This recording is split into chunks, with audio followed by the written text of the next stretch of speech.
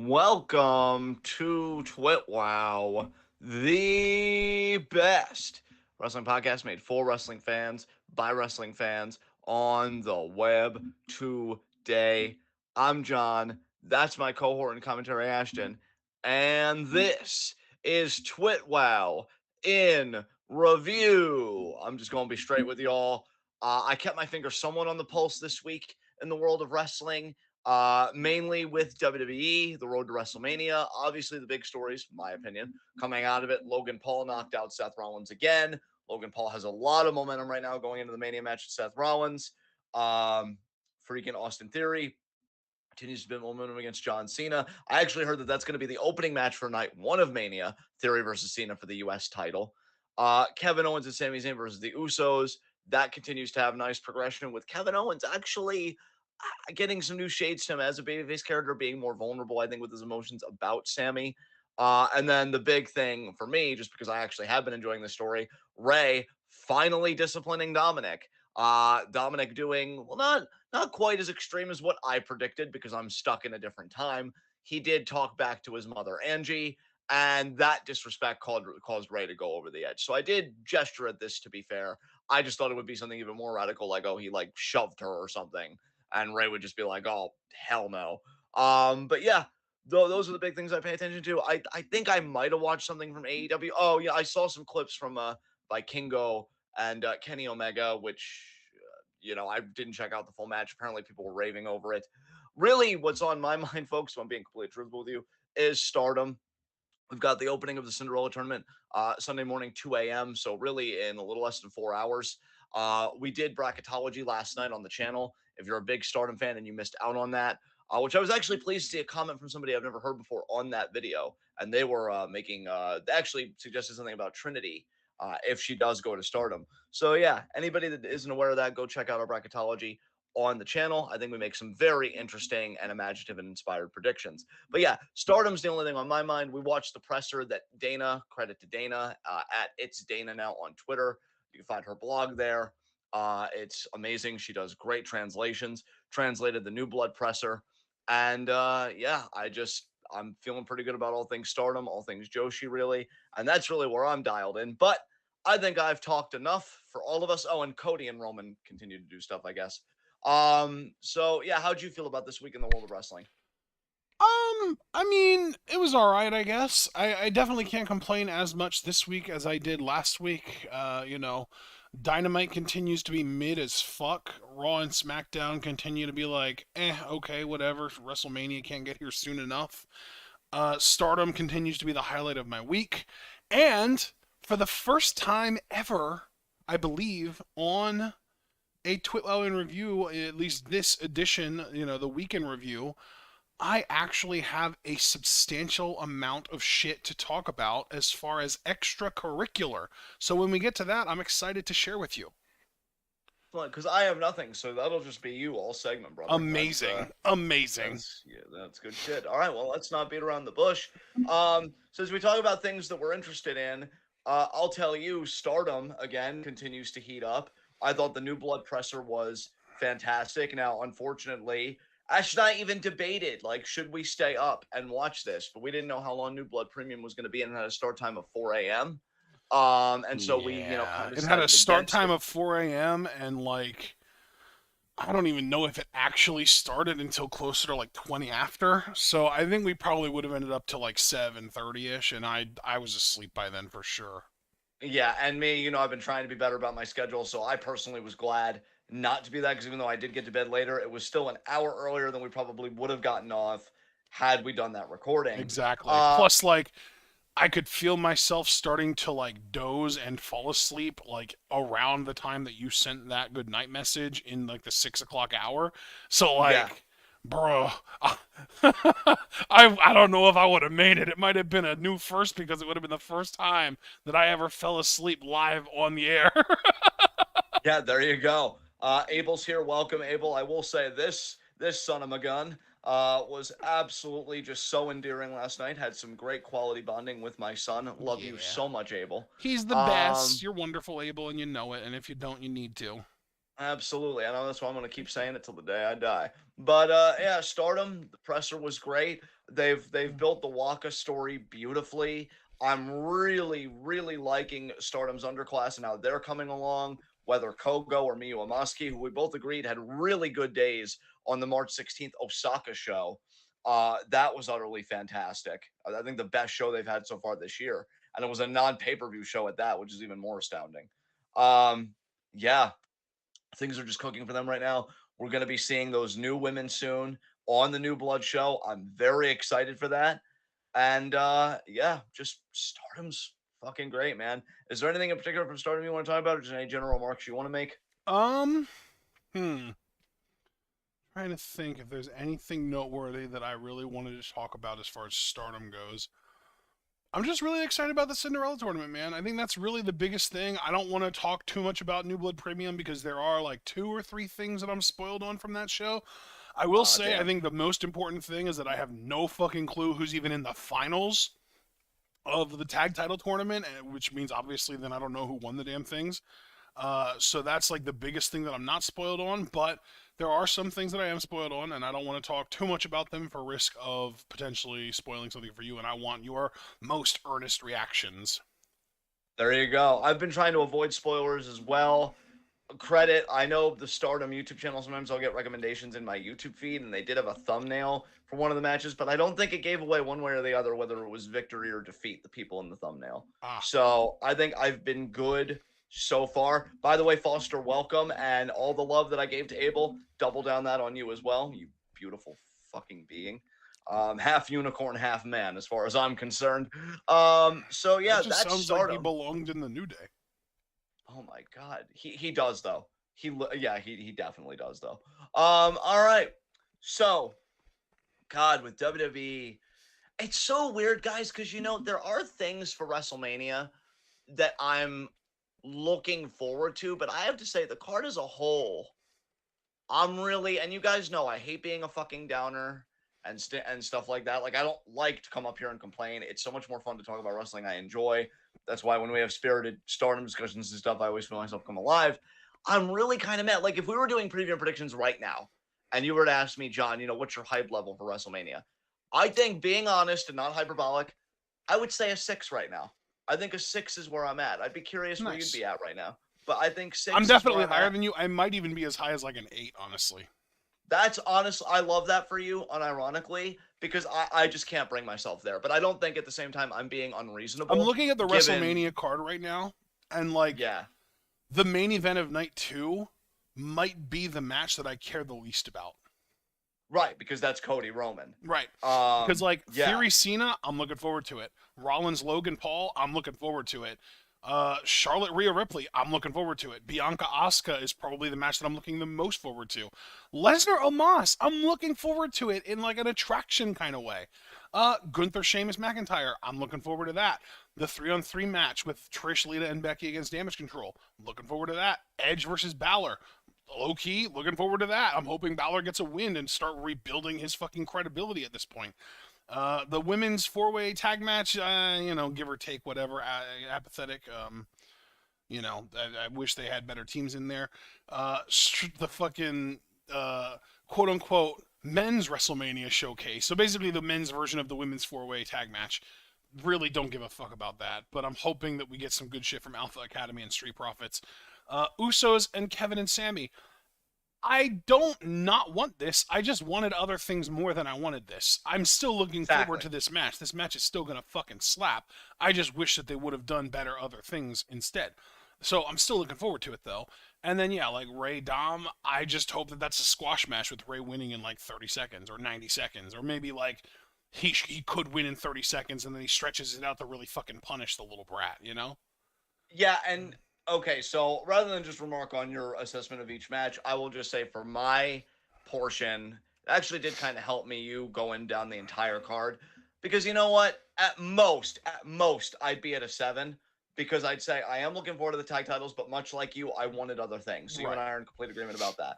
I'm actually into Ray Dom, and I have been for a while. I've been pretty consistent about that on the show. I don't think it's going to be a squash, because I think the familial drama, they're definitely going to play that up for a drawn out affair. Perhaps too drawn out, but that'll be for the match to decide. Personally, I do not give a shit about Damage Control versus Becky, Lita, and Trish. I just Oh, no. that's a shame. I really don't care. I think for me, it's just the idea that Dakota Kai and Io are at a fucking WrestleMania at all. And not only are they at a WrestleMania, but they are going to be in the ring wrestling with legends like Trish and Lita. That gets me up in the morning. That makes me just so happy for the two of them. Even if there's a chance they'll lose, and really, it wouldn't surprise me at all if they lose because legends tend to do pretty fucking well at WrestleMania. I really don't care because I'm sure that those two women are just so stoked to be able to work with women of that caliber as far as like just like I said legend status goes.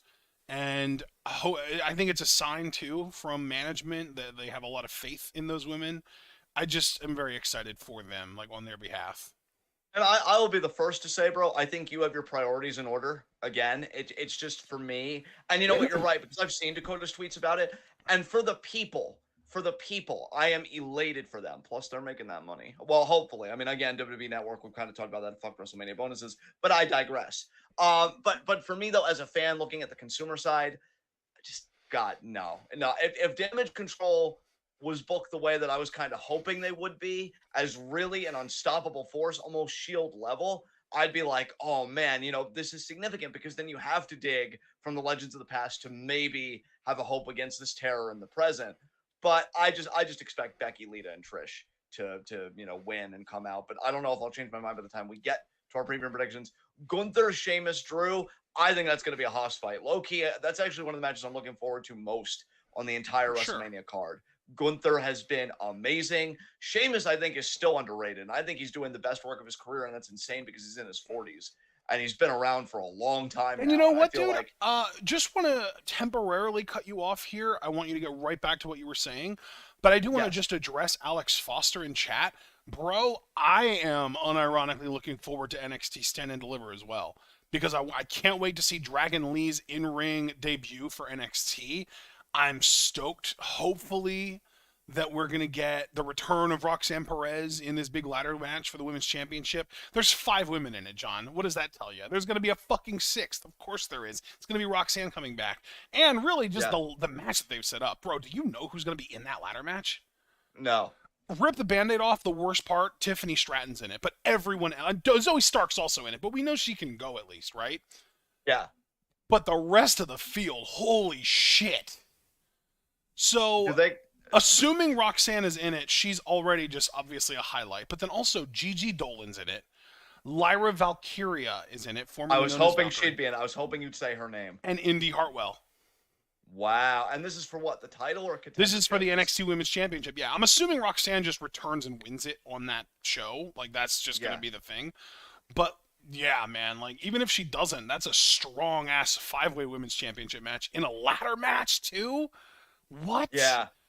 You know what? Knowing Priscilla Kelly and who she is and how she goes, like, about her business, I wouldn't be surprised if she did some crazy shit off a ladder. Oh, yeah. Like, she's not known as a high flyer, but I do see her as, like, a risk taker and kind of a daredevil type. I think she's going to do some crazy shit. Yeah, definitely. We're probably going to get a Tiffany Stratton moonsault off a ladder. That wouldn't surprise me one bit. Zoe Stark, knowing her, is probably going to do a 450 off of a ladder and hopefully not tear her ACL again. Yeah. That match is going to slap. That might be, honestly, like a top 5 match I'm looking forward to over the course of the entire weekend. I don't blame you at all. There's just other matches on that show that I don't give a fuck about. Like, I don't give a fuck about the NXT tag title match on that show because it's Gallus, who are the current champions, which fucking why, and also note gross, versus the Creed brothers versus the D'Angelo family. So just all kinds of not giving a fuck there, although I do like the Creed bros. And then there is a women's tag title match on that show, which is Fallon Henley and Kiana James, who are the current champions. I don't know if you knew that or not. Yes, I did. Versus Alba Fire and Isla Dawn. Never really cared for anyone in that match. And then, like, Johnny Gargano versus Grayson Waller. I truly could not give fewer fucks. Dude, can I say something about that to kind of cut you off just for a second? Just to respond to that? That Johnny's return, I thought, was so cringe, setting that up. Oh, of course. I hated it, dude. Of course. I hated it. So, like, I actually meant to talk about it on the episode 12 review in which that happened, but I kind of lapsed on it, so I'm just going to say here that I thought they basically the return of Johnny Gargasol. yeah, like, dude, it was so cringe because you have Sean introduce him. It wasn't like a sneak attack or whatever, which I thought would have gotten a bigger pop. It wasn't the original Rebel Heart theme, which I get because he is using that theme now. But I thought like do a little throwback thing, and then like I'm sorry, but see, God, this is where I actually understand people and their criticisms of smaller wrestlers. Johnny's not intimidating. I'm not scared of this dude. So like he's all like making this face, he's mean mugging, and I'm like, oh my God. So cringe. But yeah, Anyway. yeah, there's that. Yeah. Oh yeah, and of course the main event, or what I'm assuming will be the semi-main event, because Johnny versus Waller is unsanctioned, and that'll probably happen after the real main event. Braun Breaker defending against our boy Carmelo Hayes. Yeah, I'm like everybody else. I'm rooting for Melo on that one. It feels like Braun, a passing of the torch moment. It feels like Braun's about to get called up and Melo's about to be the next NXT champ, right? I mean, dude, with Post-Mania right around the corner, gotta get through WrestleMania first, obviously. Yeah. Braun's gonna be one of the big projects for the remainder of 2023. I would sure as hell hope so. It would not surprise me. And again, this is despite the fact that I'm the guy that thinks that it should be Seth Rollins, whatever. It would not surprise me if Braun is the one that beats Gunther for the IC title. Dude, you say that. I was gonna say about Braun, don't be shocked, people, if the Rockets shove so far up his ass, he wins Money in the Bank this year if he debuts. That would be insane. Like, he's doing it, y'all. He's that guy. Again, he's the project when he gets called up. But yeah, I think it'll be great for Melo. Have a great run, and then he'll come up and hopefully be a priority. So, all right. So now rubber banding back to the original point. What were you saying? Back to that. Yes, about the Mania card and about like I'd say adjusting my expectations, because here's the thing with both Austin Theory and Cena and Dom and Mysterio, my interest lies primarily in this one point. Although I will say Dom and Mysterio as a story overall, I've been more into than Theory Cena. It's that in my mind, Theory and Dom, well, I'm expecting to win. Wait, Caster Sales said, or he's the one to beat Cena for the U.S. title. Oh my God. What a fucking rub that was. Right, Holy though. fucking shit. But yeah, it's funny that we're even kind of circling on that, because to me, as it stands right now, and I could change my mind by the time we get to preview predictions, I'm thinking both Dom and Theory will win their respective matches. So the bigger question to me is, can you do justice to the rub that you've been given? Oh my God. God. So I doubt it, but that's really kind of where my intrigue lies. Like, you do not give a fuck about Cody Roman, all those random tag matches. I mean, dude, like here's my thing. If Theory wins, I kind of get it, because that's like, it's one of Cena's last matches. He wants to put over the next generation, whatever. If Dom wins, though, like, it just feels gross to me. I don't know. I don't think Dom should win. And I've had it in my mind for a while that he will, even if it is by cheating. But maybe justice will prevail and Ray will win. We don't know. We have to get to Mania to get there. But yeah, I mean, you going down the whole card, there's definitely more promise in there than I thought. They are doing the armbar on SmackDown, not on Mania. And I will say here now that I do think Solo Sikoa is going to win the armbar. But that's just my, immediate prediction. So yeah, I mean, we'll have to see how Mania goes. But as far as Raw goes, I don't really know what segment I would even want to talk about or dissect. Like, I think I'm just ready to get to Mania itself. Yes. No, dude, I completely feel the same way. Everything feels like we're spinning our wheels at this point. Every little promo advertising a match that we're already looking forward to feels like a waste of time. All these segments putting together matches that we already knew were going to happen also feels like a waste of time. Like, it's really not even the WWE's fault. It's the fault of, like, us being too perpetually online, that we just see all this shit reported ahead of time, and then WWE finds a way to put it together in a way that makes sense to fans who aren't perpetually online like us, and we get bored by it quickly. At least I'm speaking for myself, not necessarily both of us. Right.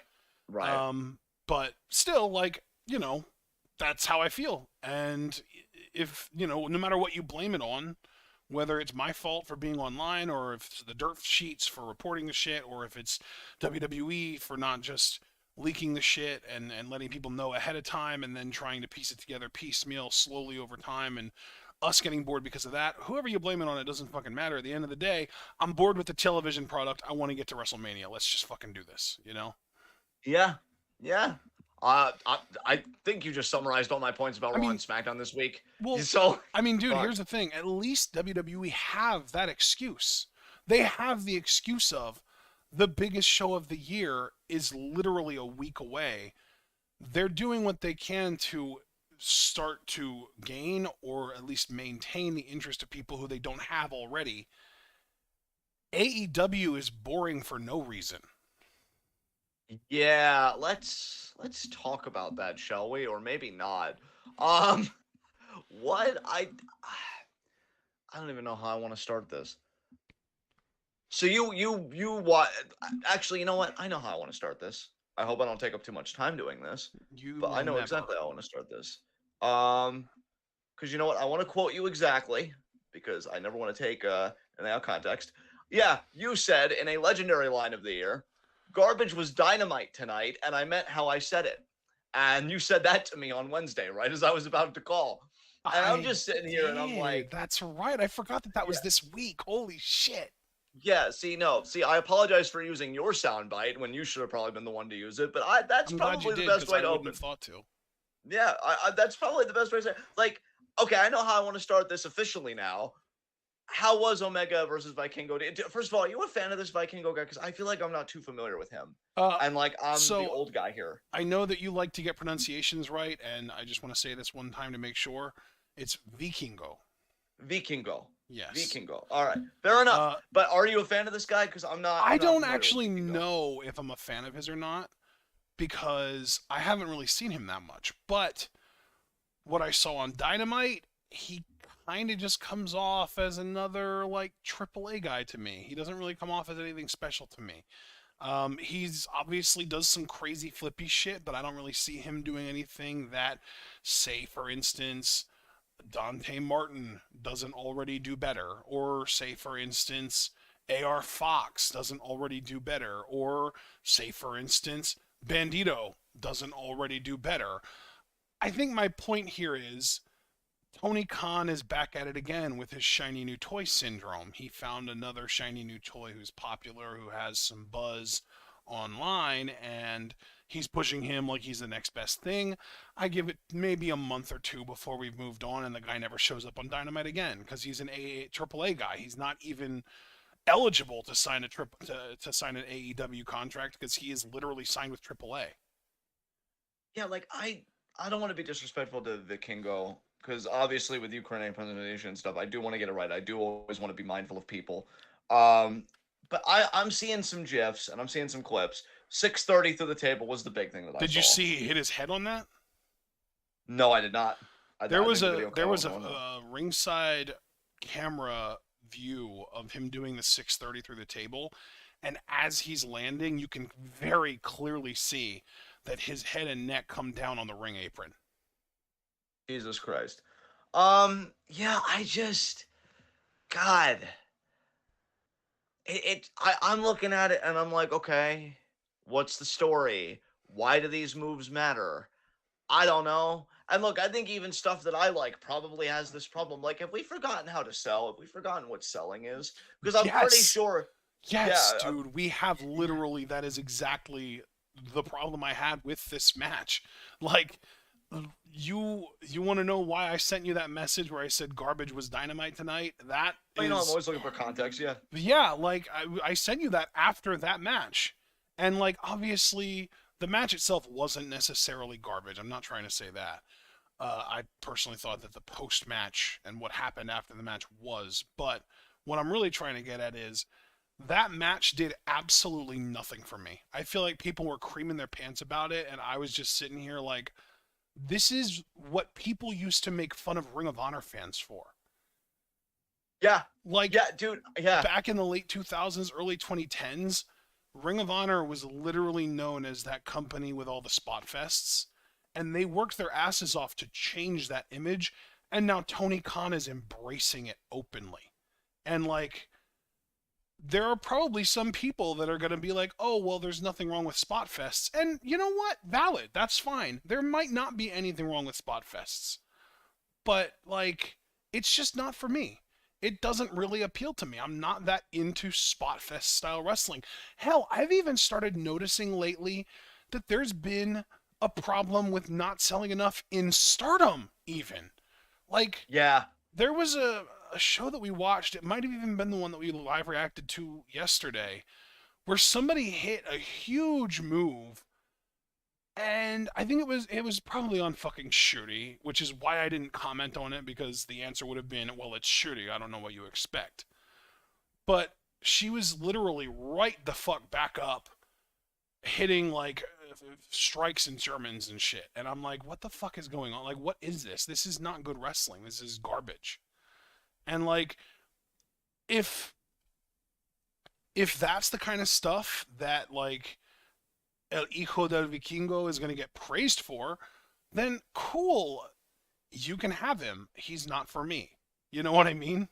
Yeah, I guess for me, I worry that spot style wrestling, it's just so dominant in the culture right now. And like, I think that partially leads to my burnout and my disengagement with wrestling. Like, I do agree with you too, that I do see it here and there in Stardom. Although I will say with Stardom, um, that like that 6-woman tag that we loved, Stars versus QQ. Yeah. I think I pop. Here's my thing, right? I pop for big spots when the person taking it makes it feel like a big spot. Like, I know we love the bump that Utami took when she ate that code breaker from Hazuki, because she goes full back, like down, whatever, Took and it she like sells fucking it. Scott Hall took the stunner. Exactly. And it's like, oh shit, that was an amazing code breaker. Not only because Hazuki's form was impeccable, it was, but because Utami made it feel incredible. Yes. Look, I'm gonna say something here, and I haven't said this in a while. Fuck Kenny Omega, man. Like, I'm sorry, but like, this motherfucker, I still haven't. Did I tell you him. who he's facing this week? Who's he facing this week? Oh, actually, no. Isn't he facing Jeff Cobb, right? Yeah. The U.S. title. Because I saw Jeff Cobb's tweet. Yeah, I'm sure Kenny will win that one too. God, like, I still haven't forgiven him, like, all that time ago when he betrayed Adam Page after that tag match with FTR, and FTR picked his fucking leg apart, and then he's able to walk to the parking lot just fine, get in the car with the Bucks, not give any explanation, and just like, it would have been so much more meaningful if you were an asshole while in this debilitating pain. Like, imagine that your leg is just a noodle, but you hate this guy so much that you're just like, oh, fuck, I'm in so much pain. But rather than take your help, I'm still going to just reject you because I'd rather deal with this pain on my own than even look at you. But no, don't sell the leg, Kenneth. That's fine. That's totally fine. Let's just go from one spot to the other. Like, because selling is part of a story. I know Javaris, and I love Javaris to death. This is not coming at you or whatever. But Javaris just said, what did he say exactly? Selling is vastly overrated, in my opinion. Fair enough, but I feel like selling is a vital aspect of a story. If you want to sell me on the fact that these two rivals are really heated and competitive with each other, I'd say selling is important. Because if one guy's not selling shit and the other guy's selling everything, or they're both not selling, why should I really give a fuck? That's why I think I hated Omega Ospreay. Or excuse me, Ospreay. Well, actually, I did hate that match too, to be fair. But I was gonna say Ospreay Ibushi. That's what I meant to say. Okay, no, Javaris is kidding. Okay, fair enough. That's why I'm always careful. But yeah, Ospreay Ibushi. I thought so, because like Ospreay just didn't seem to be giving Ibushi anything, and he was the fucking world champion. Oh god, yeah, I hated that so much, dude. You know what though? God. It's a mentality thing, and I'm not trying to like shit on anyone either. Like, this isn't me saying like, oh, these two things are like, both valid, but one's better. This isn't me saying that at all. I really do think that there is just a straight up difference between the pro wrestling where you try and make it feel like a real fight and you try and really tell a story in the ring, and more contemporary pro wrestling where it's meant to feel less like a real fight and it's meant to feel more like a fighting game. Yeah.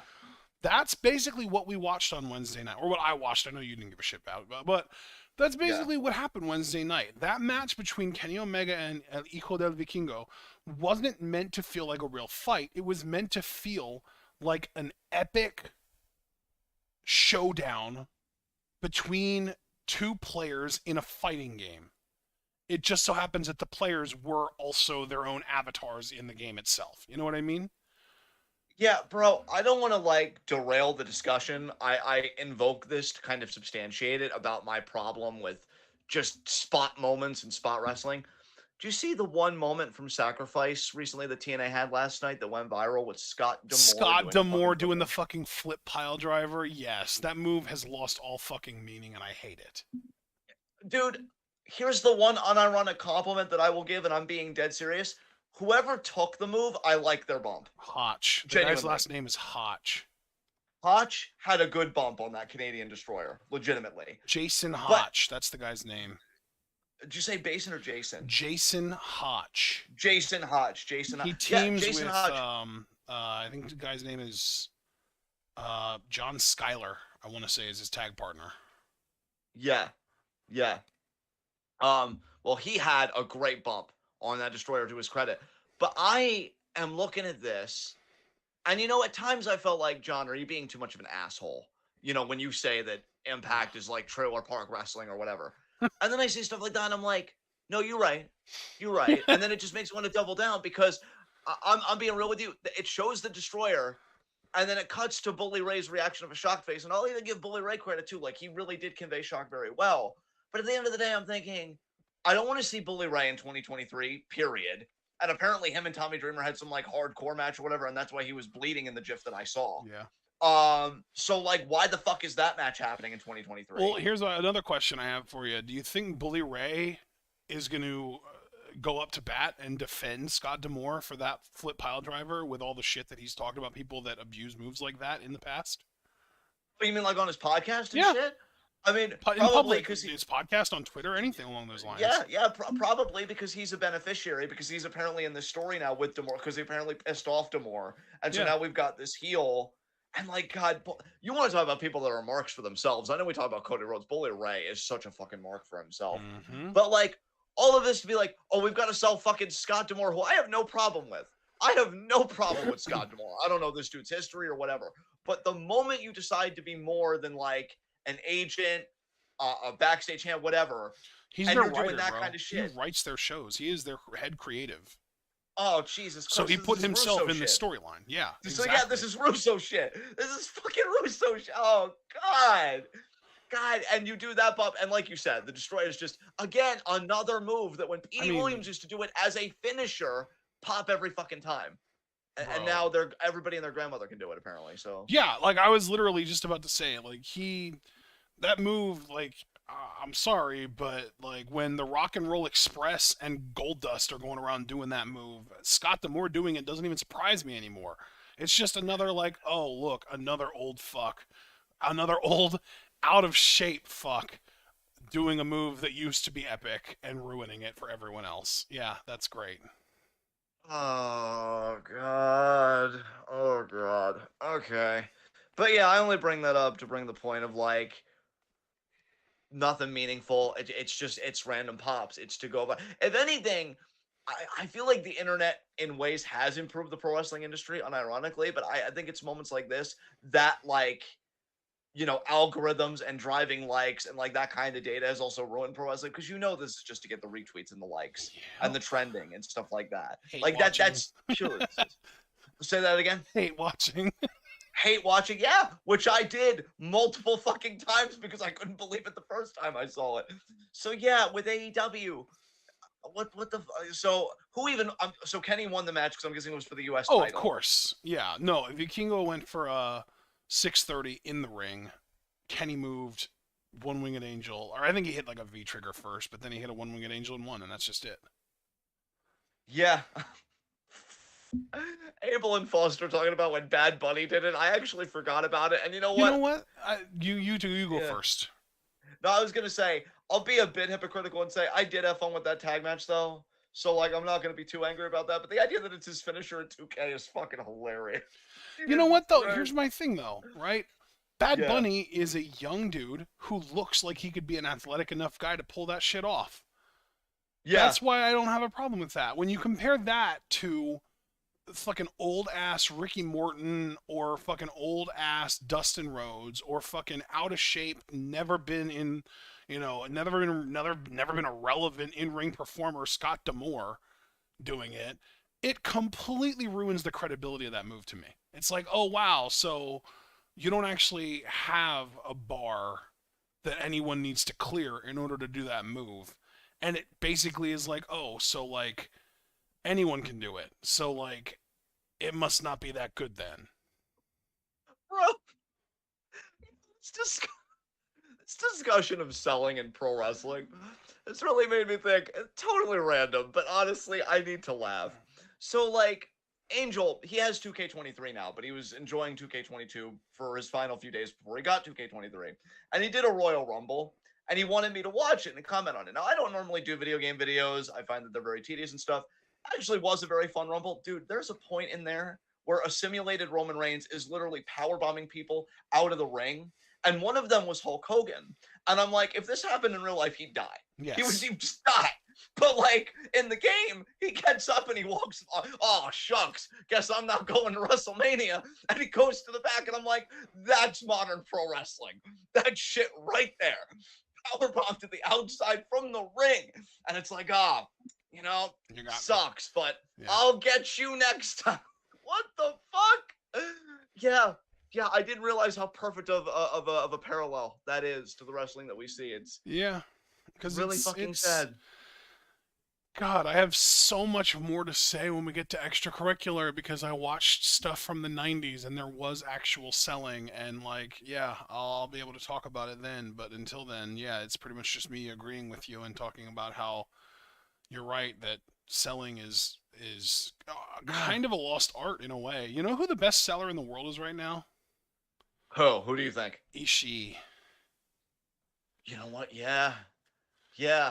It's been a minute since I've watched his matches, unfortunately, because I'm in very bad terms right now with New Japan. But even just thinking about the matches that we have seen over the years, you forearm this dude enough, he's selling his neck the whole match, or whatever neck he does. The reason I say that he's the best seller in the world right now isn't because of when he sells; it's because of when he doesn't sell, and then when he decides that it's time to sell, how well he does. Because the thing that makes Ishii special as a seller to me is that he withholds that shit for the early match. He fires up, he powers through it, he acts like it doesn't affect him.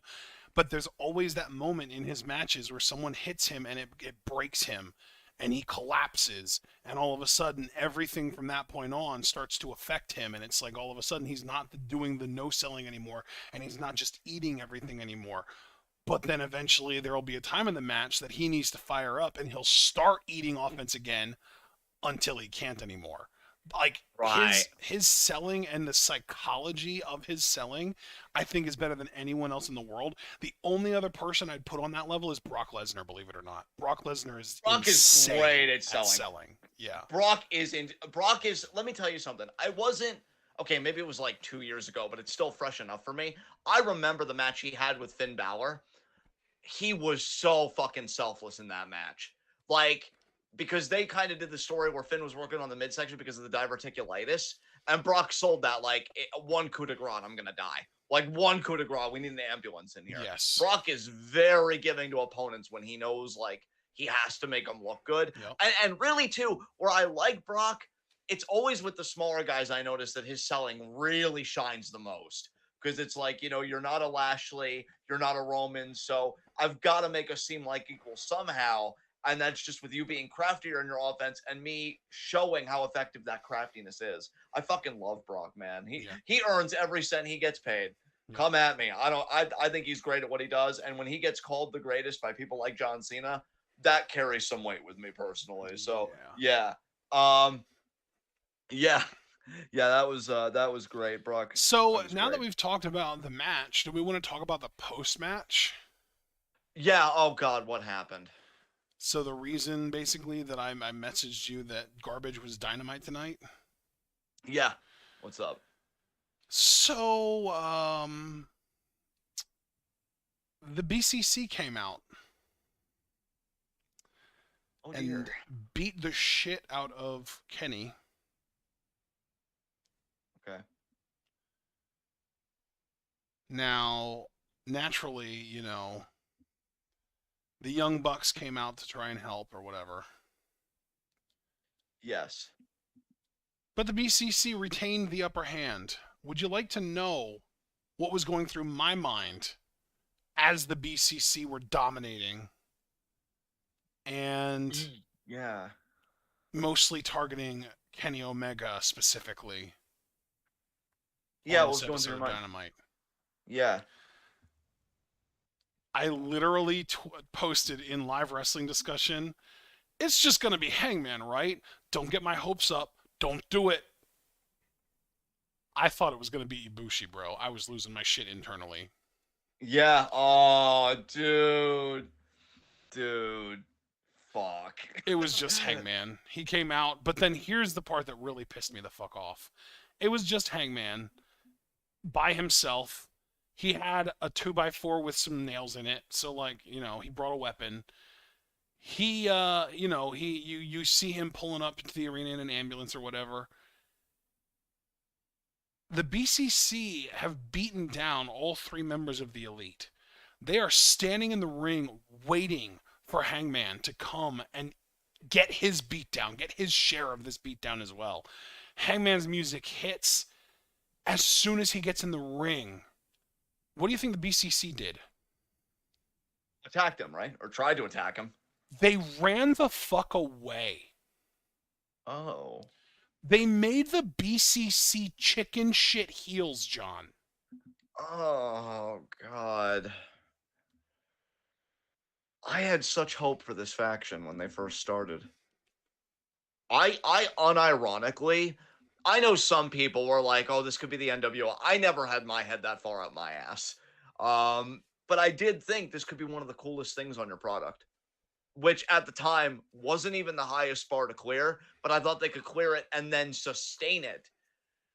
Boy, was I wrong. I really get tired of eating crow. I'm really full. How long before we hear the phrase Blackpool Cowards Club used on AEW television? Or 2 Blackpool weeks. Chicken Shit Club? Oh God, yeah, it's gonna be 2 weeks, if not less. That's my set. That's where I'm setting it at.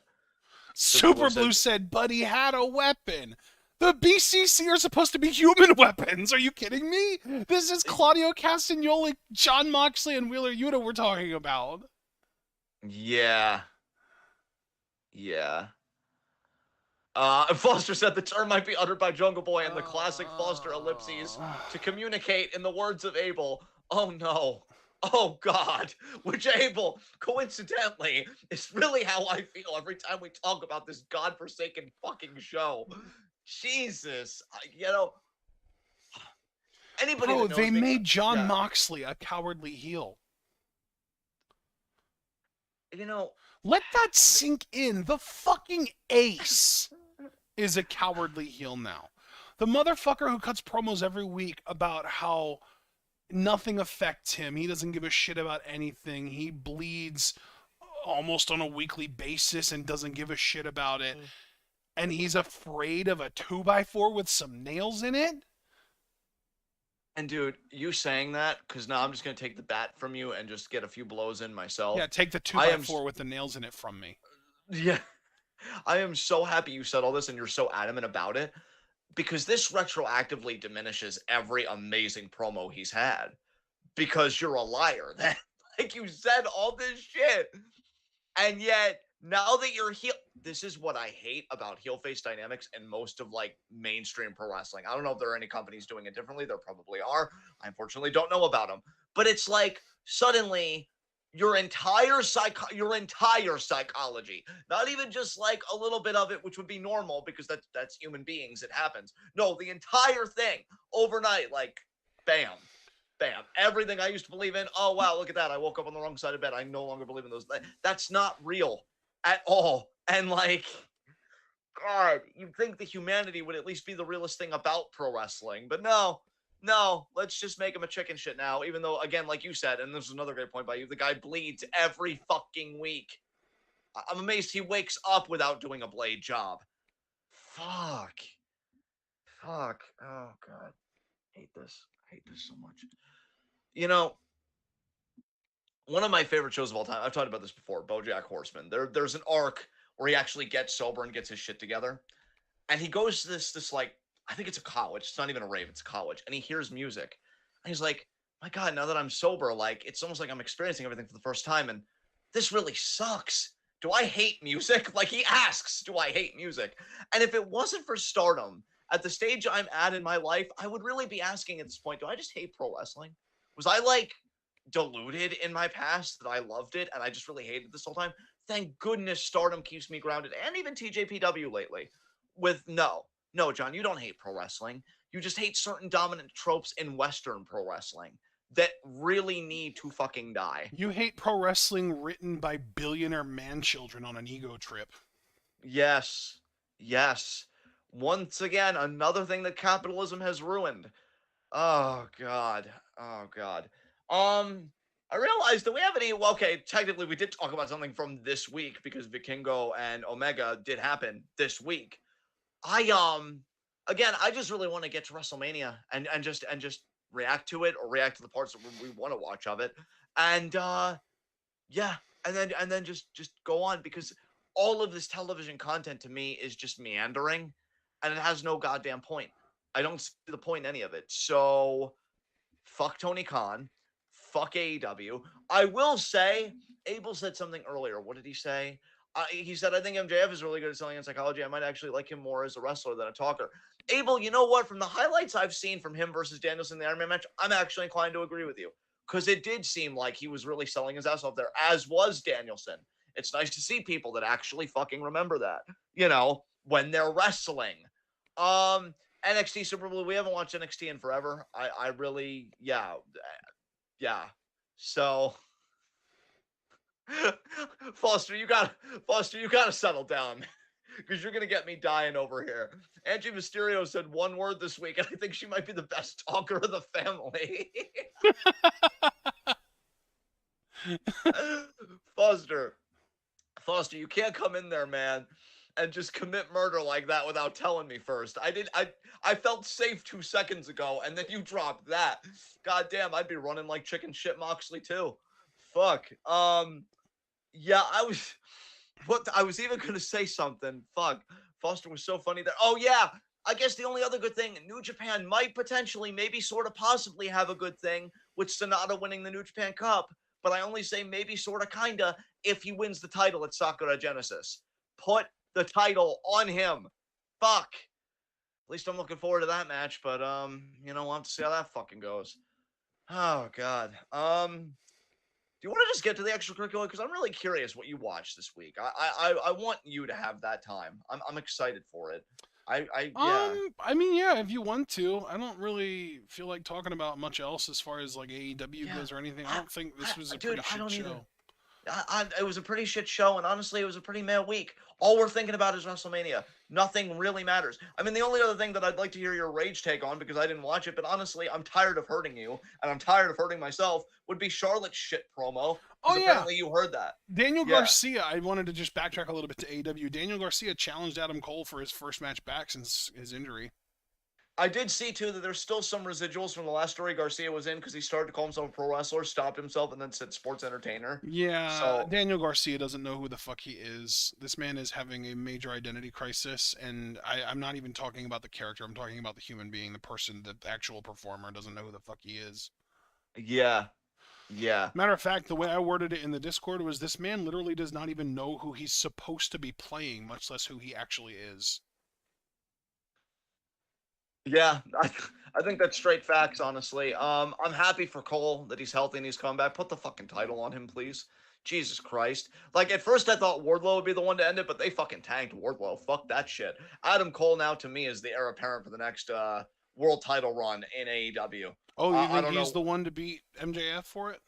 I think so. But see, the thing is, that conflicts because I've been so adamant that MJF's going to hold on to that title till 2024. So yeah, I don't know. I mean, obviously, I'd prefer Cole winning the title, but I don't know what AEW's priorities are, and whatever they are, they're probably wrong. I don't know if that makes me a dick, but I mean, I think history kind of proves that I'm right. So, yeah. Unless you wanted to say anything specific about Charlotte's promo, because again, I know you were talking about that in the Discord. It'd be the only other thing I didn't tweet anything about that, did I? No, I think it was only in the Discord, at least from what I saw. Oh man, I resisted the urge. You held it in. I did. Did you see my comment in the Discord about it? I legitimately did, but I am a bit hazy on it, admittedly, because I think it was like 2 days. Well, let's see, SmackDown was on Friday, so it had to have been yesterday. I fucking yeah, it's right up here. Yeah, I know you do. I know you do so much, and I don't blame you at all. God, You want to read God. it for the class since you're looking at it? I will, because again, I'm tired of hurting you. You've been through enough. Ashton said, quote, this absolute disaster of a promo. I don't know what's worse, Charlotte's inability to come off as even remotely likable as a face, or Charlotte's unwillingness to look even remotely weak as a heel, or just Charlotte's general inability to do anything off script whatsoever. She literally repeats her line in this promo at one point, word for word, because she still memorizes her fucking scripts like a goddamn amateur. I know that it wasn't going to be as good as if he read it with You his put tone. such a smile on my face with the emphasis that you placed in that. That was amazing. Yeah. See, you have tone, I have emphasis. That's what we do. But yeah. Yeah, I don't want to put you through it if you don't want to talk about it. Just was there like any line that you're like, oh fuck this bitch? Like, did you feel like she buried Rhea in any way or went into business for herself in any way? Like we know Britt did and the feud with I Saraya don't or anything like know that? if, again, this is like a Daniel Garcia situation. I don't know if she knows what she's supposed to be right now. Because this felt like a heel promo. This literally came off like it was meant to be a promo to get people to not like her on purpose. This was like delusional heel shit to the max. And I don't know if that's because they're trying to turn her heel because they know that Rhea's just going to get cheered over her anyway, or if because they tried to write a compelling babyface promo for her and she just made it her own words and this is just who she is as a human being, as a person. Dude, this sucks too because that is the other thing. Rhea Charlotte, I'm only looking forward to just to see Rhea work and carry Charlotte to another good match. Mm-hmm. And just remind us how brilliant she is because God knows nobody else is going to get the fucking clue. And obviously I'm being hyperbolic, but the Charlotte fanfare, I never understood it. I never will understand it. And I'm going to be enough of a dick to say part of me doesn't even want to understand it, to be quite honest, because I don't see it. I don't see it. But and, like and if it was literally like she like of course she repeated the one. Did you see the promo or are you unscarred? I'm unscarred, unfortunately. Oh I could God. watch it in live react if you guys want me to be scarred. Do we want to put him through it, guys? Do we really want to? I'm willing to do it for you guys. You know what, I've dude? asked a lot of you guys. She has the fucking audacity to say this shit that she said. I need you to hear it. You know what, bro? I'll even do you one better because I'm actually able to pay attention enough.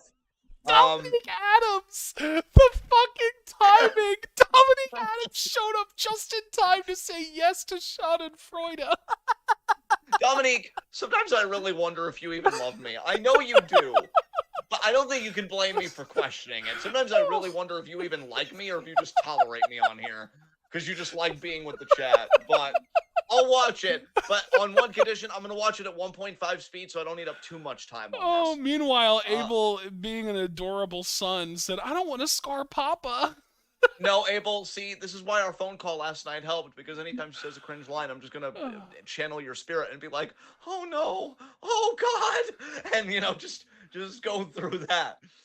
So, 1.5 speed, here we go. Oh my God. And this Dominique, you're incredible, man. She's already a 14-time champion. Jesus Christ, 14 too many. It was built on that, but a liar! Fucking liar! Oh, she did the thing! She did the thing! Everyone, and I mean everyone. Actually, I had to pause. Dude, she hit on every bad promo trope.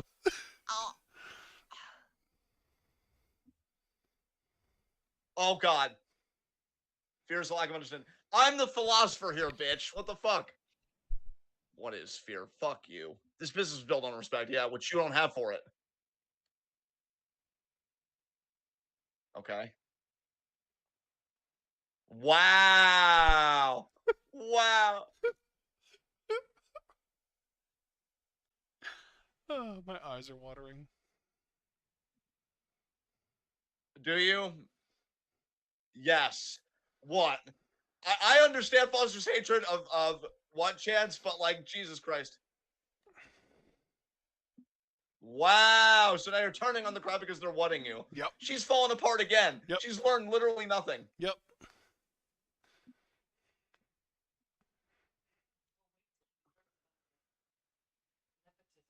Mm-hmm. Wow. Wow. I wouldn't right now. Overrated legacy. Fuck all of you Nepo babies to the sun. The sun. I've never learned to love it. Go fuck yourself. Don't ever tell me what to do, you overrated bitch. Jesus Christ. Wow. Wow. That was ass. I'm so glad I watched that at 1.5 speed because I didn't miss a single fucking word. Bro, I'm And it telling was you, like awful. I said, the audacity of this fucking woman to Dude, go out of shit, her way to point out the exact things that her career was built on, only to try and claim that they weren't. total billionaire energy. Total Yes! billionaire She's energy. not even one. She's probably barely even a millionaire. Yeah, dude. But no, like, it really is like those people that are like, hey, listen, I'm self made. I started with a startup and it only required a loan from my parents of $1 million. That's you. That's literally fucking you, Charlotte. God. Oh my God. I hate nepotism in pro wrestling so much. This is why, honestly, I was so fucking grateful that Charlie Dempsey exists No, but because this dude isn't even saying, "Oh yeah, I'm the son of William Regal." right. He's just going out and he's beating people up and he's He's just not trying to using get the good at Regal his name, like he's completely his own man. yeah. Yeah. Dude, I don't but yeah. tell me I'm wrong though that didn't feel like it was designed to be a heel promo with her being like a delusional heel. Dude, in the second absolutely. The moment because to me it started as a babyface promo, but the moment she acknowledges the what chance, which why are you still acknowledging the crowd like this if you can't adequately rebuke them, which she never could. Like But there can we are also wrestlers. just address that part of that promo was her trying to claim that her career and her legacy was not built off of nepotism, and that is literally delusional heel shit for her specifically? Oh my God, dude, absolutely. I think my literal live reaction of like it was nepotism, fucking exasperatedly and Yeah, apoplectically, is yeah. like, yeah, fucking bullshit. Like, Oh my God. I've said it a million times over. If her name was like Ashley Miller instead of Ashley Flair, if her father was not a pro wrestler, or even if he was just like a random job guy and not Rick fucking Flair, I don't know if she would have made it. I mean, she obviously has a look that Vince likes and she's got some athleticism, but that's literally it. Her promos are dirt garbage. Her selling is dirt garbage. There's very little about her that's any good at all as far as traits that make wrestlers good at what they do. I don't know if she would have made it, and if she would have, it sure as hell wouldn't have been as a multi-time main level or main roster champion and former WrestleMania main eventer. Like the fact that her character now, I am trying to make sure that we treat this as her character and not the person, but the fact that her character is convinced that her legacy is built on anything other than mostly nepotism, that is literally delusional heel shit. Yeah, I want to be careful to demarcate that as well between character and the person, but I have to ask this, and I'm gonna trust chat and you to like And call dude, me out if I'm out of Alex pocket. makes a great point in chat. Rhea hasn't even brought up nepotism. That was Charlotte. That's like when someone's like, "What? I'm not jealous. I never even said you were, but I'm not. I just want you to know that." It's like I'm not here because of nepotism. What are you talking about? Do you want to run back that segment on insecurity, Charlotte? Because I think you kind of That's did what the promo out of order. dude. It's Yeah, literally delusional heel shit. I'm telling you. but like I'm gonna trust you and the chat to call me out if I'm out of pocket here. But like if it wasn't for the very obvious nepotism, why should she be any higher on the card than a Lacey Evans? Like I don't like Lacey Lacey Evans is Evans better than her. in the ring, definitely, And and on and the and mic. yeah, on the mic, give or take. But yeah, yeah, I would say she edges her out, but not by the widest margin, but she does. But like, yeah, if it wasn't for the nepotism, what's the difference between her and Lacey Evans? And again, I do think Lacey's superior, but I'm just saying in terms of card position, what would be the difference? I don't see it. Maybe she would have actually won a women's title, unlike Lacey, but I don't even think that's guaranteed because I look at Lacey again Well, as better than Charlotte in these areas, and she hasn't done it. you know what else So though, dude? I also have to think that like if she wasn't in this Flair family and if she didn't lose her brother when he took his life, I don't think she'd have any interest in being in the wrestling business to begin with. I think Galatea and I have had this discussion before. We're both basically convinced that Ashley Flair, the woman portraying the Charlotte Flair character, is living out her brother's dream as a way to kind of like pay off, like not really a debt, but like almost like pay homage to him and like pay respects to him. And like I don't think she'd be here if she wasn't part of that family. I don't think she'd be interested in it cuz like before he died, she was perfectly content playing volleyball. That was her lane and she stayed in it. Yeah, bro, you and I have even broached the subject. I completely agree with you and Gala. In fact, I agree so much. Like, I even remember when she beat Asuka at WrestleMania, which I and everybody fucking hated. And she even said in like the backstage promo, like, "Oh, it was always my brother's dream to, go to Japan and like and fight a Japanese wrestler and stuff like that." And so you could see unconsciously what's driving her there. Like, I found that remark very telling. Like, even in moments like this, it's not purely about you, even as a character. Your brother's always got to be along for the ride. And so, yeah, I think you felt I like mean, you dude, in owed this to late the family. Or, yeah, 2012, Reed started training with All Japan under fucking Muto. yeah, yeah. And so it's like, oh, I know he really wanted to do this, so I'm happy that I got to do this. And it's like, on one hand, I don't want to be a heartless bastard. Loss is fucking hard. Yeah. And I don't want to act like I know her pain or her family's pain. That's no fucking joke. And I'm not touching that. I'm not touching that. For all the things I can roast and dunk on, no. That's a very personal thing. That's a very agonizing thing. But, and I say this to Charlotte the person, and I'm saying this as empathetically as I can, that to me, living your life for somebody else, that is a form of self-harm, whether she recognizes it or not. Because the thing is, if you feel like people are throwing bricks at you and this and that, which, hey, I won't deny, I certainly have, even in the course of this commentary, I don't think she's good. I've never thought she was good. Call me throwing bricks. Ask yourself why you're even here. Because if your heart's not even in it, then why should my criticisms matter? If your heart was in it, I could see him being like, fuck these guys. I'm going to keep doing me because I love it. And that's enough. That's enough. But your heart's not in it. I don't believe it is. Why are you here? And you're subjecting yourself to this when you don't even believe in it. I think that's sad. And in that way, I do genuinely feel bad for her. Genuinely, because I'm like, you're living your life for another person. Who's going to live yours when yours is done? Because ain't nobody picking up that torch for you. So, but no, you got to be here and you got to do this shit because you had a terrible loss and you're coping and your father is off the rails. Bro. And, How many pro wrestlers wouldn't have careers or at the very least wouldn't have stories if they just went to fucking therapy? Dude, I know. Absolutely. Absolutely. And like, I sympathize with her. I empathize with her truly. But I'm a consumer. She's putting out a product. I think the product she puts out sucks. That's really all it comes down to. I just don't think she's good. And I really hope that Rhea wins because Rhea, for her credit, I enjoy her on the mic. I enjoy her body language. I enjoy how she carries herself as a character. This woman is such a good fucking heel that she can even take things that I know as a person she's suffering having seen happen, like when Tegan Knox got injured, but she took her crying and holding her knee and made it her Twitter profile picture for months. I think she even did that again recently with another event, but I forget what that one was. But like, yeah, Rhea's a great heel, phenomenal pro wrestler, still very young, can give so much. Charlotte, go and live your 14 times. Honestly, I hope she gets to 17 like within this year. Like just do it this year. And then I would hope that she's like, okay, I'm done and leave.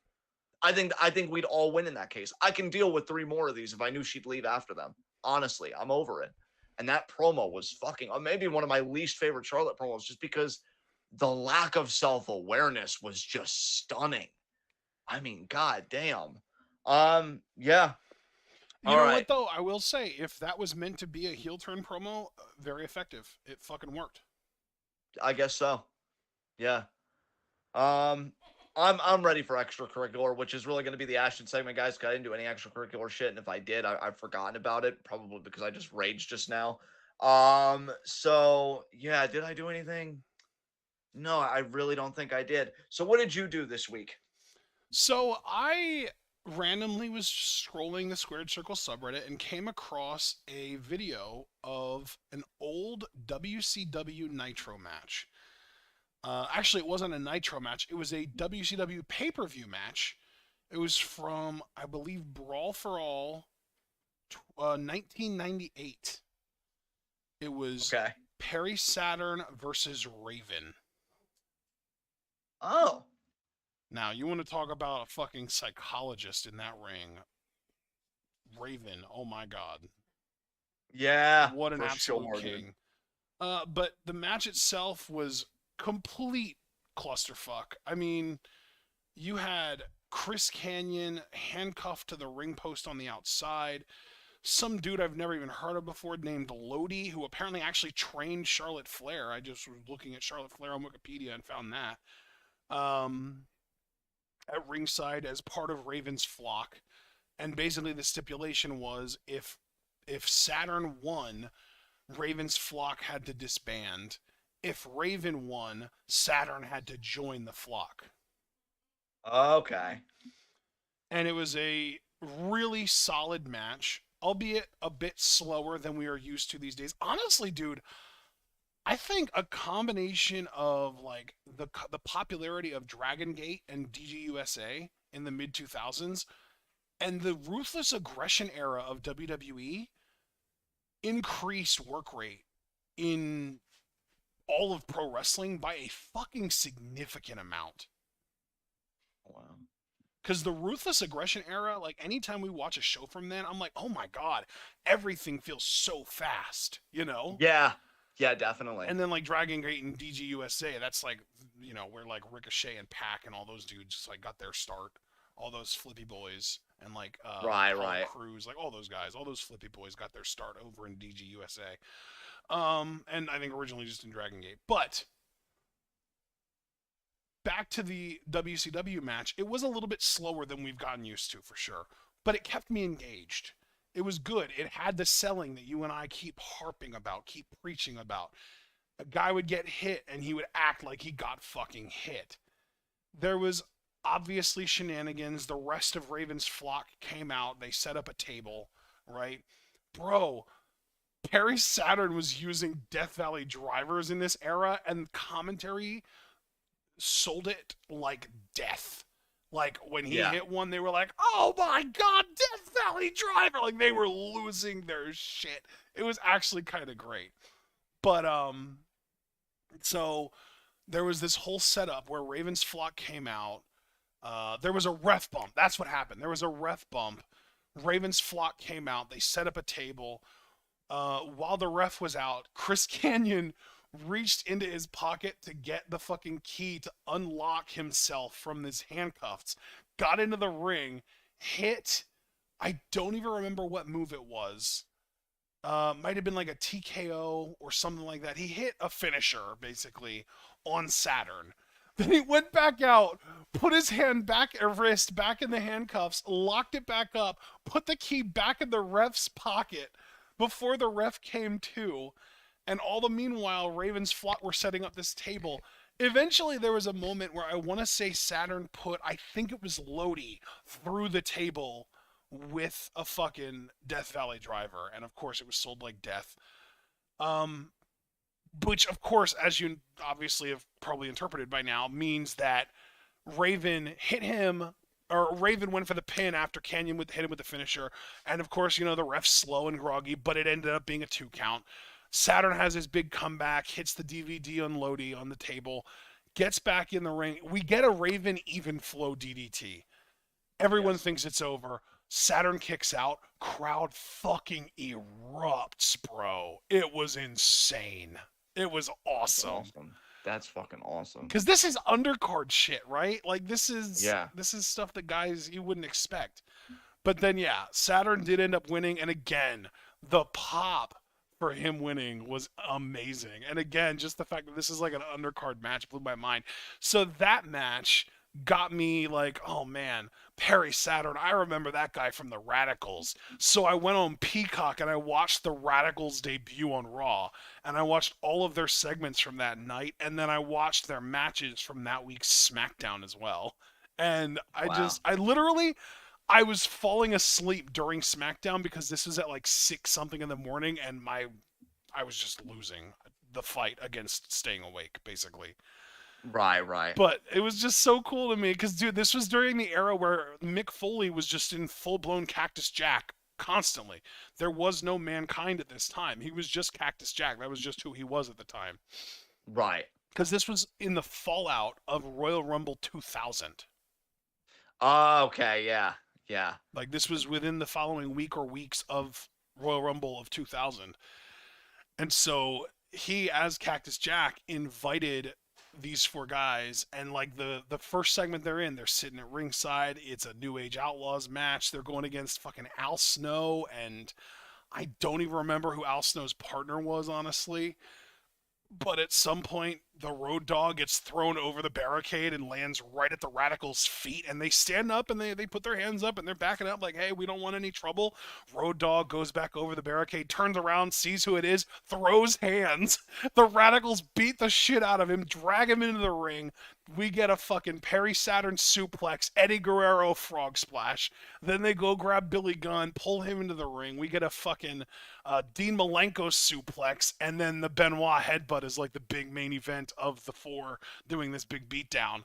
And then we see them backstage with Cactus Jack later. He talks to fucking Triple H and Stephanie, I guess, are being treated as if they're like the figureheads of the whole show at this point, and they're like in charge of everything. So Mick or Cactus Jack tries to talk to them to get them to give the Radicals contracts, and they're like, "Nah, we're kicking you out anyway." And they get fucking security to take the Radicals out. Then on SmackDown, they show up, and we get matches where we get I think it was Dean Malenko versus X Pac, then Eddie Guerrero and Perry Saturn in a tag match against the Outlaws, and then the main event was Benoit versus Triple H. So even from this early of a stage, you kind of knew that it was specifically Benoit that they were priming for the big spot, right? Yeah. And fucking X Pac wins with a low blow. Like, the ref is distracted. He hits a low blow behind the ref's back, hits the X Factor, win. The New Age Outlaws win because Eddie Guerrero dislocates his elbow on a frog splash, and then they switch places, basically. Like, and then in the main event, Triple H also wins with a low blow. Yeah. I actually remember that match, actually. Yeah. Yeah, so that's all I remember from it, because that was like I was falling asleep during the Triple H Benoit match, and really I was starting to fall asleep during the tag match, but I could not stay awake through the Triple H Benoit match. I barely remember that at all, but I distinctly remember the low blow, and then yeah, pedigree, and then the win, of course. I do like though that they're like, well, I'm gonna win, but I'm not gonna just win with a low blow. I gotta hit you with my finish first, kid. Yeah. But I also like though that they went out of their way to be like, look, we're not better wrestlers than you, but like we're more savvy than you, and we know how to work the rules, and you need to learn how to do that if you're going to survive and live here. You know what I mean? Yeah, exactly. It was just really cool. I enjoyed the hell out of it, and I want to watch more of it, actually. Definitely. Definitely. Did you watch anything else this week? That was it. All right. Well, let's get into high spots and low shots then. Actually, no. Q&A before then. We open up the forum. Yeah. So yeah, guys, any questions about this week in the world of wrestling, please ask your questions. Going to open up the forum. I'm always so quick to want to go to high spots, low shots. I know that's Abel's favorite segment. Caster Sales, that Moggs' vacation was a fabrication. I guess it fucking was, Caster, because he still hasn't left, and now he's a chicken shit heel. So probably would have been better to take that vacation, but I digress. I will agree with Abel too. Radicals entered WWE in 2000, really shifted WWE into a high work rate company. So yeah, Abel's in agreement with you, and I'm in agreement with both of you guys. And he said, along with Angle's rise, definitely Angle was a freak. So yeah, any questions? Feel free to get them in about this week in the world of wrestling. Ahead of us covering opening round of Cinderella tournament tonight at 2 a.m. Sunday morning. So Would it be a bad call for Omos to beat Brock? it's only a bad call if they don't capitalize it on it after the fact. Like if Omos beats Brock, then hypothetically, if Cody wins the title, I would expect Omos to be one of his first challengers. And how would that program go? I don't know. I'm probably not going to watch it. But I think generally speaking, in the abstract, it's only a bad call if you don't take full advantage of it. But, I don't think Brock has a problem with putting people over. He goes home to a farm, filthy fucking rich, and he's Brock Lesnar. That's one act. How we say Asuka's forever over, I think Brock to me is forever credible.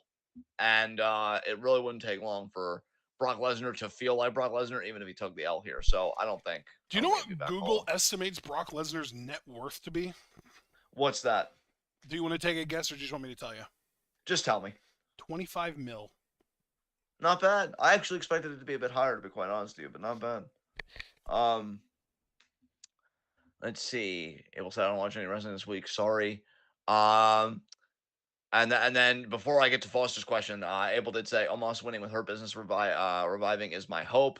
And then Foster did the up arrow to say this. But then Foster asked, even if it helps them, if Damage Control wins, what happens next? Great question. I would assume Io and Dakota would then try and go after the women's tag titles again, and maybe Bayley would feel like she has a foot in the door of the women's championship. Whether it's Bianca retains Bayley Asuka, please. Bayley Asuka would be interesting. And I think Asuka could pull it off because even though I do think she's got heelish tendencies now, it's really to kind of further emphasize that she's a tweener now. So she really doesn't give a shit about anybody. So she can work with literally anyone on the roster. So yeah. Super Blue. Are you guys going to watch Vic get assaulted by Waller next week? Johnny had to give Vic the contract in order to fight him at Stand and Deliver. I don't know if this is a joke. I'm not watching NXT regardless. I really don't care to. So yeah, probably not Super Bowl. I think he means Vic Joseph, the commentator. Yeah, Vic Joseph. I mean, we do know that they're good friends, Johnny and Vic, because Waller even called him out the week after he took out Johnny the first time. So if they want to get extra heat on Waller, fine, he can beat up Vic Joseph. I don't care. I'm not emotionally invested in Joseph. I haven't been really emotionally invested in a commentator since since Jim Ross is my biggest emotional investment. But yeah. So then we've got Dominique Adams. If Bianca retains over Asuka at WrestleMania, should we be worried for potential Charlotte feud? Should she drop to Rhea? Oh, absolutely. We know Bianca wants it. We know Bianca wants to beat Charlotte and say that she's beaten every 4 horsewoman. So yeah, I would absolutely. In fact, Dom, you saying that, I would even say that would probably be Bianca's summer program if she beats Asuka, which I'm hoping she doesn't. But again, we'll cross that bridge when we come to it at Premium Predictions. Let's see. Your mom said, I wish Dexter Lumis would be on more. Yeah, so do I. And I wish he'd be used a bit differently. Abel said, next week is a big week across wrestling. What are you most excited for? Honestly, probably to react to New Blood, and actually even before New Blood, the 19th show, just to see whatever Tamantha was on about that keeps getting teased to me. So probably just Stardom stuff, Abel, if I'm honest. Stardom stuff that's going to have already happened by then. Yeah, but for us, it'll still count. It'll be within bounds of his question, which is why, yes.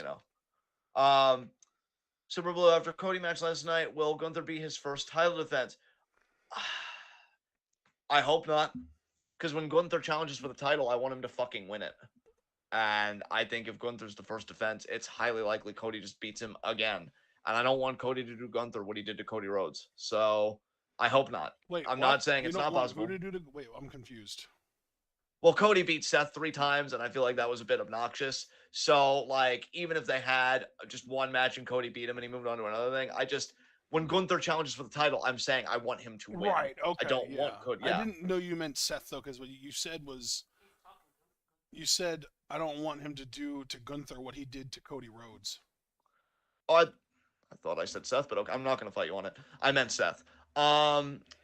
Foster. Well, actually, wait. What are you most excited for per Abel's question? Who do you think Cody's first defense will be? Do you agree that it could be Gunther, or do you think it'll be somebody else? What am I most excited for? Next week?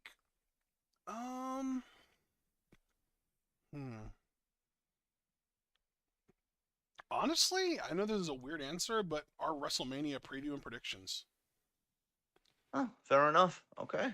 And then, what was the next question? The Super Blue one? After the Cody match? Yeah. Will Gunther be his next title? Not first. I think SummerSlam. I think Gunther Cody is SummerSlam. And if it is, I'd have a higher likelihood that Gunther wins there. Yeah. So I'd have more hope. Is what I'm trying to say. Foster, how would you feel if Jey Uso tried to cost Roman the title at Mania, but he fails and Roman retains? Foster, if that happened exactly as you described it, I think that would be a waste of a pop, big time. What? I think I think that would be incredible. No, I disagree. I think if Jay is going to do a betrayal, it has to actually affect Roman, so that the retaliation from Roman actually it would have a basis regardless, but I would really want it to have like a strong basis. Like, I can't believe my own family took this from me, and then you can really reignite the feud. Because I really think it would just make Jay, to me, look ineffectual. Because we already know Roman is seemingly untouchable. So if you're going to come, come for the king, you better not miss, as the saying goes. And so, yeah, I wouldn't like it personally. I do want Jay and Roman to reignite their stuff.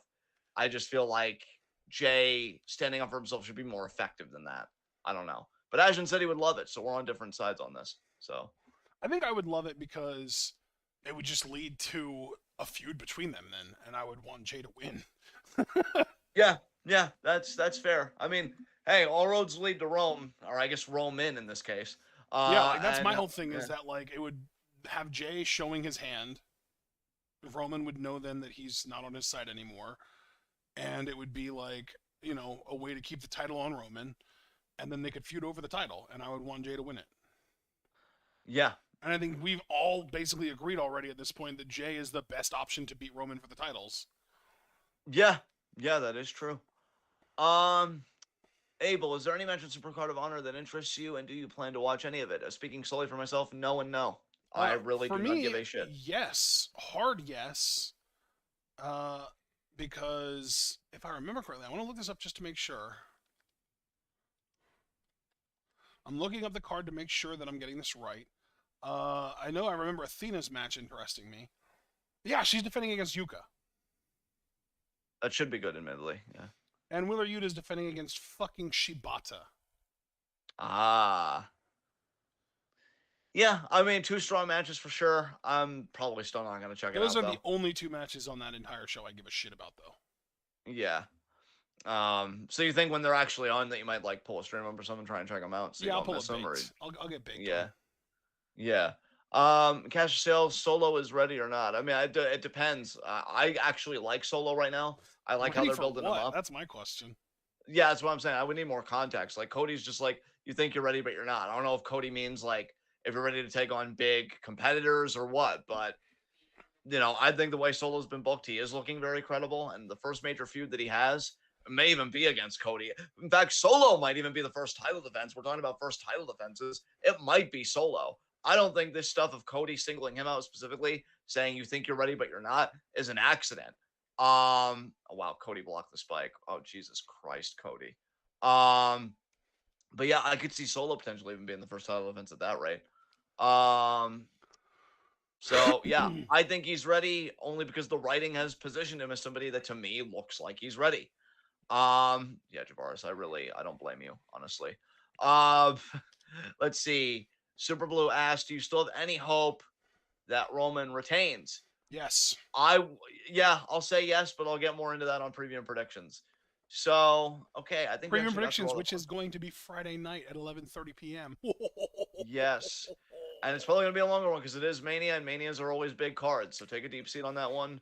And I'm sure there'll be passionate discussion about some matches.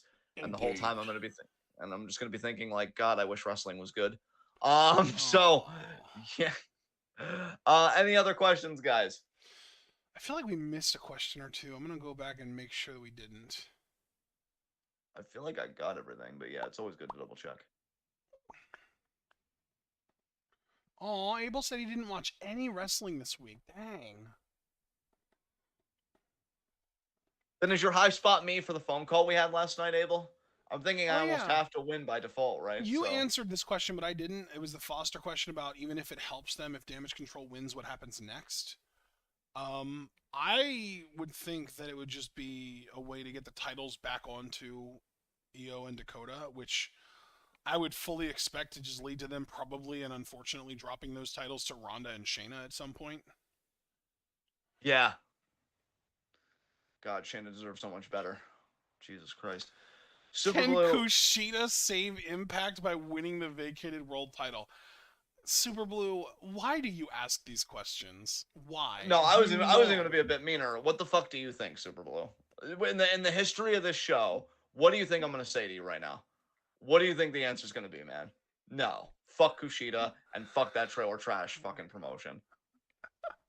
Bro, sometimes to try and just kind of hold a mirror to Super Blue's absurd questions that he asks, I will try to come up with an analogy to just be like, oh, you asking that is like if I were to ask this about this other thing that you care about. I can't think of an analogy here because it would just be, oh, can shit save shit by winning the shit? And that doesn't make any sense, but like you get the idea. It's poo all the way down. It's That, garbage. Kushida sucks. Impact Wrestling, like John said, is a fucking trailer trash promotion. Their vacated world title means nothing. Josh Alexander has held that title for I literally don't even know or care how long because he's boring as fuck. oh god, I just need to press pause and just say that slight, I'm guessing almost unintentional emphasis that you had on sucks, just on that S at the very beginning, made me pop literally everywhere. That was amazing. Oh god, fuck Kushida. According to Javaris, Steve Macklin is winning that title. Oh dude, don't stop, wait. Logan Foster was like Super Blue Stan Kona Reeves, and you make me feel sad.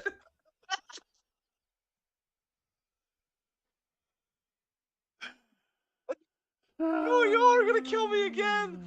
Y'all are gonna finish the job Abel started last night. Oh You know, no. by the way, who Oh Steve god. Macklin is?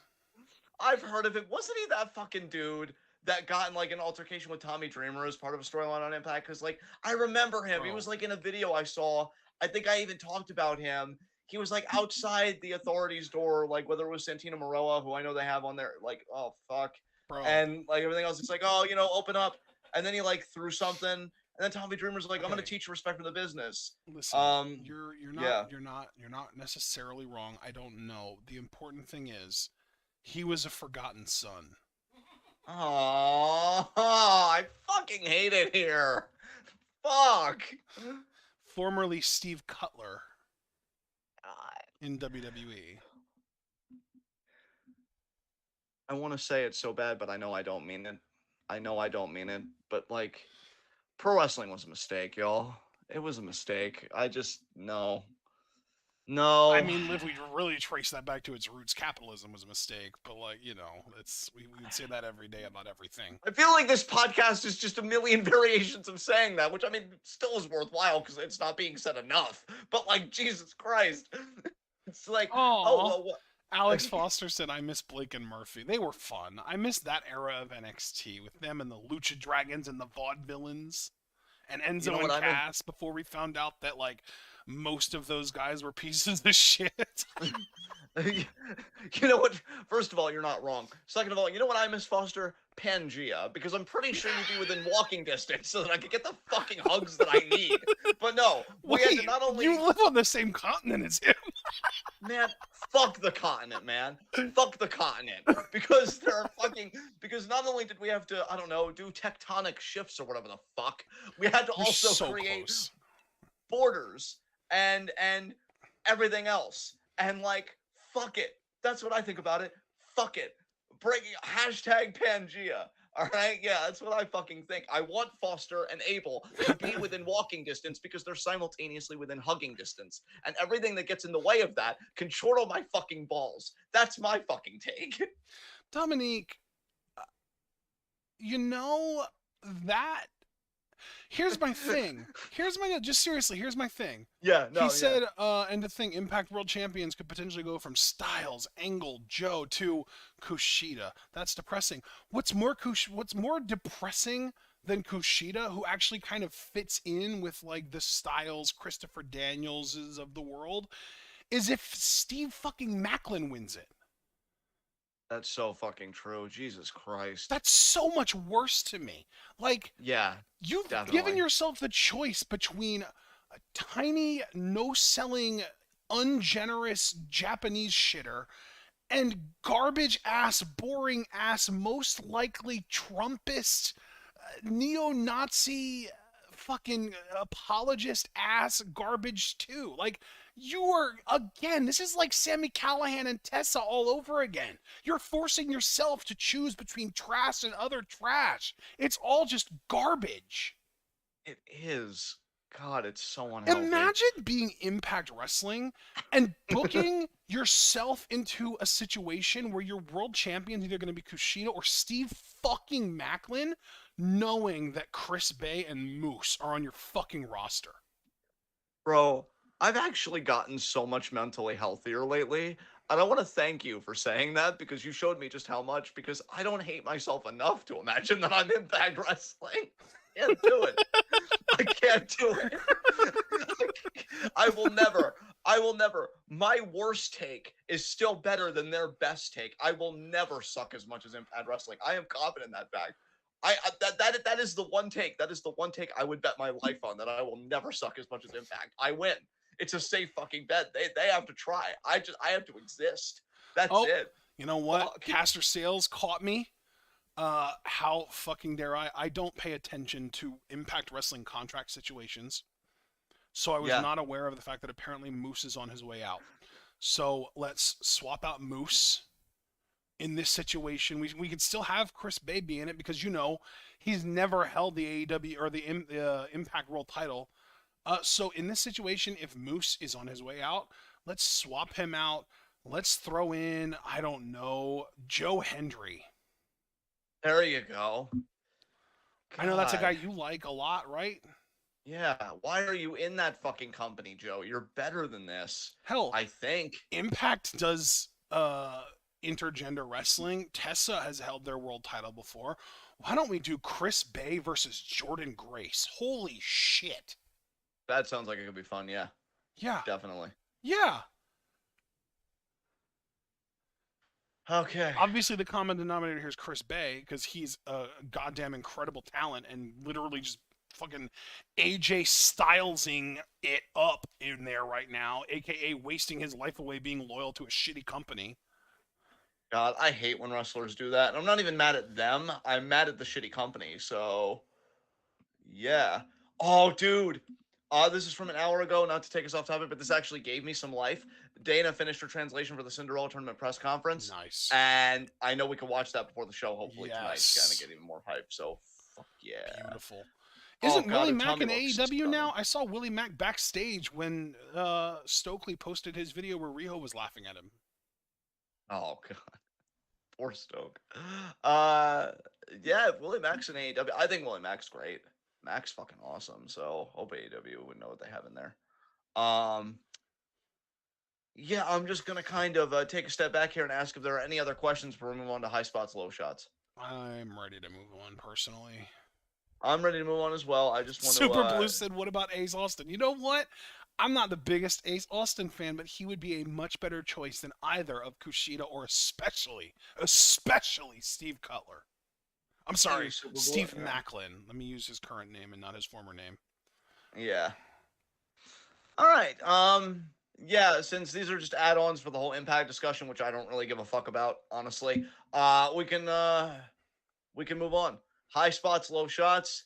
God, I once again want to say low shot me for the state of pro wrestling, but I will say low shot. I am going to say Stokely Hathaway, mainly because he's made me laugh my fucking ass off, and he kind of told on himself what a horrible week he had. So Stokely's going to be my low shot. I know that's not Riho's ass laughing. Yeah, dude. I wish everyone was like Stokely Hathaway. It would give me far more hope. So yeah, Stokely's my low shot. Who's your low shot? Solo Sikoa.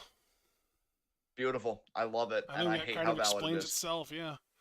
Yeah. Fucking Cody, man. Fucking Cody. High spot. It's going to be a bit tougher for me. You know what? I'm going to say high spot, Queen's Quest, specifically Utami, Kamitani, and Azumi. Because they won probably the trios match. Yeah, they won the best match of the week. I don't want to speak for you, but for me, that was the best match of the week that I saw. Far. And again, they're the number one contenders for the artist belt, so that win actually mattered because it gave them momentum in a narrative sense. So who's your high spot?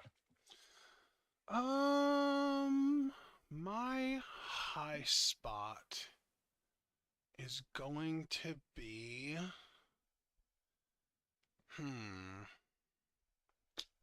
This is a tough one for me. You know what? I'm gonna have a shared high spot. Actually, let me do this. Honorable high spot is gonna be a sarcastic one because fuck this for even happening. My honorable high spot is Hangman Page because apparently he's the most intimidating man in history to the point that he scared off John fucking Moxley with a 2x4. There you go. And my actual high spot goes to Rhea Ripley. Not necessarily for anything that she did specifically, but because I don't know if anyone in the wrestling that we watched has had their situation improve by more than she has over the course of the last week. Why? Charlotte has had the crowd turn against her, which is a great thing for Rhea because it means that she could potentially get the crowd behind her, which would be hilarious. And her little fucking lead anchor, Dominic Mysterio, might have found himself a new, parental figure with Ray actually fucking punishing him. And that could go one of two ways. It could either mean that he gets off her and she is finally a free woman again and doesn't have to worry about his punk ass. Or it could make him even more dependent on her, increasing her power. It's a win-win for her that Ray is finally deciding to punish him. I hope that she comes out of this with a championship and a subby little boy. Yeah. Oh my god. The way you said that. Oh my god. All right. So anything? I'm just gonna try and get the way you said that out of my mind now. But yeah, anything else you want to say? No. No? Okay then. Well, okay then. All right. Well, guys, this has been TWitWoW in Review.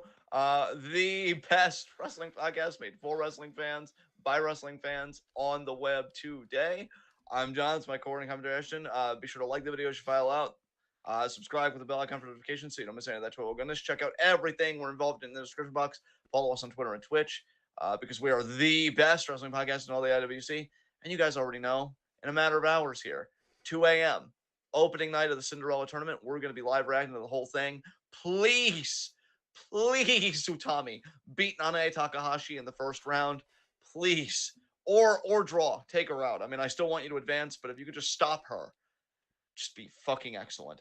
So, yeah, guys, join us for that coverage there. Stardom's wonderful. It actually brings happiness to my wrestling life because God knows there's really not much going on. So, yeah, be sure to join us then. It'll be great. And then that rounds out that week. I'm not even going to touch next week because there is a fucking shit ton, although I will say we'll updated the schedule and pinned it to my profile.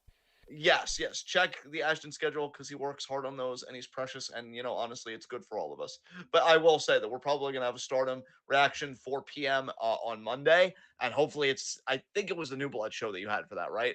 Because I think you even said to me on Facebook that you feel like it'll get up Monday if I'm not mistaken. No, New Blood's going to be Friday. No, the Monday thing is the 318 show, the Mayu Homecoming. Oh, Mayu Homecoming. Okay, so yeah, Mayu Homecoming on Monday. And then hopefully on Tuesday at 10, I remember it should be the 319 show then where I get to see Tamantha and whatever the fuck she did. Can we get that updated schedule on the server too? I'm sure you can. Either Asher or I could post that. That doesn't really seem to be a problem. And so, yeah, so that's just the most immediate stuff. And I'm only mentioning it because it is Stardom and it's kind of Stardom for the rest of the night now because, again, Cinderella tournament. So join us for that, guys. We love you. Be good to yourselves and each other. Keep watching that good wrestling wherever it is and cherish it. Savor it. Love it. And tune in and peace out.